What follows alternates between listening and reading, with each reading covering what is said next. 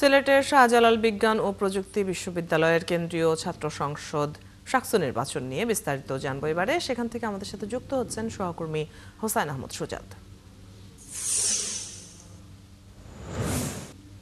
সুজাত, নির্বাচন ঘিরে বিশ্ববিদ্যালয়ের পরিস্থিতি কেমন দেখছেন জানাবেন, এবং মনোনয়ন বিক্রিত আজ শেষ দিন, তো প্রার্থীরা কি বলছেন এ নিয়ে?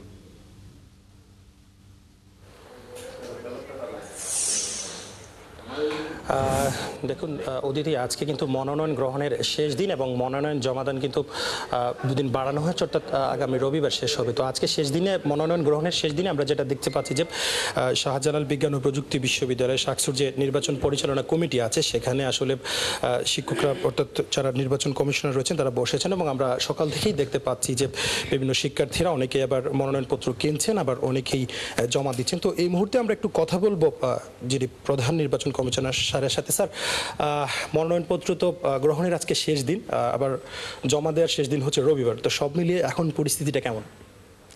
না, জমা দেওয়ার শেষ দিন রবিবার না, শনিবার 12টা পর্যন্ত জমা দিতে পারবে, দ্যাট ইজ 6 তারিখ। এবং এখন পর্যন্ত আমাদের তো আজকে তৃতীয় দিন চলতেছে মনোনয়নপত্র বিতরণের।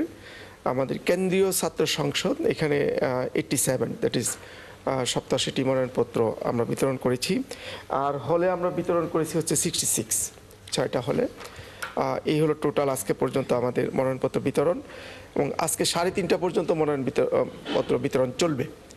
এরপরে আর মনোনয়নপত্র বিতরণ হবে না, এবং আগামীকাল আপনার এবং পরশুদিন 12টা পর্যন্ত মনোনয়নপত্র জমা দিতে পারবে। অসংখ্য ধন্যবাদ। অতীতে আমরা কথা বলছিলাম প্রধান নির্বাচন কমিশনার স্যারের সাথে। তিনি বলছিলেন যে আগামী শনিবার পর্যন্ত মনোনয়নপত্র জমা দেওয়া হবে, এবং আজকে কিন্তু মনোনয়ন গ্রহণের শেষ দিন।